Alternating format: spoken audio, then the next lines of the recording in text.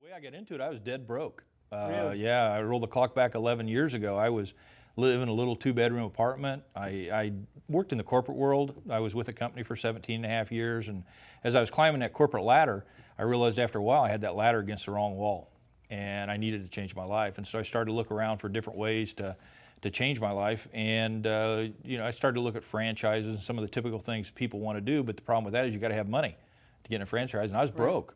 And to give you an indication of how broke I was, I had this old beat up car and I couldn't afford to get it fixed.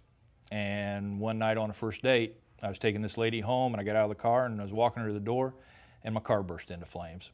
And that's pretty embarrassing, I'll tell you, to be a middle manager in a company and think you're doing all the right things and then watch your car burn up. And I realized I had to change my life. Wow. And so I was up late at night and you said something about an infomercial. Right. I was channel surfing at 2 in the morning. I couldn't sleep and I hit one of those real estate infomercials.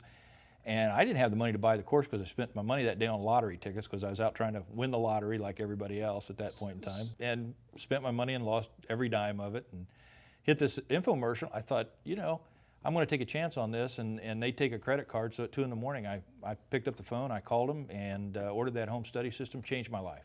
Got me enthralled with real estate. I fell in love with real estate. And that year I bought 2 houses. The next year I bought 5 houses. The next year 18. Last year I bought 48 houses. Wow. Half of those houses I don't have to make monthly mortgage payments on. So you can imagine how that changes your life. 92% of the population retire at poverty level after working at JOB all their life. And it got my attention because I saw that happening to some of my family. And I thought, I want to own my own business. I want to be wealthy.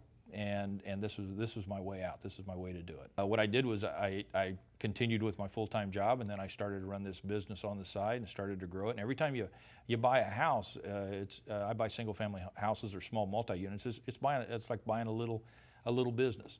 And so I start out and I have these 2 houses, and then 5, and then 18, and you reach a point in time to where you reach a comfort level because you've got your knowledge that of what you're doing will work. Right. When you buy that first house, your knees are knocking.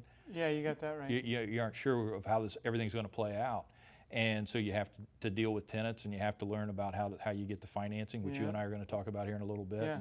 And so as I learned this business along the way, I took a lot of education classes. I would attend seminars, 1-day meetings, 3-4-day meetings, and I honed my education. What I realized is the whole business is built on education.